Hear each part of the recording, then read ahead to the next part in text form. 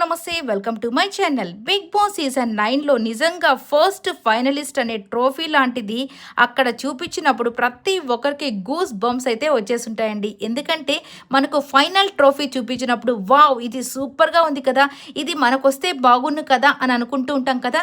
అలాగే first finalist trophy కూడా అంతే రేంజ్లో అసలుకి ఆ బటర్ఫ్లై దాని మీద ఆ ఫస్ట్ ఫైనలిస్ట్ అని రాసి ఉండడం చూసి సూపర్గా అనిపించిందండి.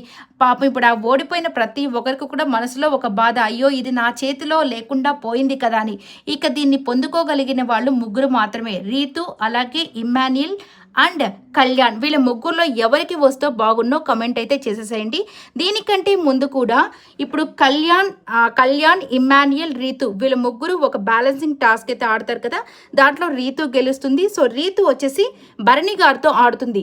ఈ భరణి గారితో ఆడే టాస్క్లో సో ఇక్కడ రీతు గెలిచిందని అందరూ అంటున్నారు, కానీ ఈ గెలుపు వెనకాల చాలా కన్నింగ్ గేమ్ అయితే ఉందని ఇన్ఫర్మేషన్ అయితే ఉందండి. ఎందుకంటే వీళ్ళకి ఒక రింగ్ టాస్క్ లాంటిది అయితే పెట్టారంట. ఒక రింగ్ని ఈ అమ్మాయి డ్రెస్ లోపల దాచిపెట్టి చేసిందని చెప్పేసి ఇప్పటికీ ఇన్ఫర్మేషన్ అయితే వచ్చింది.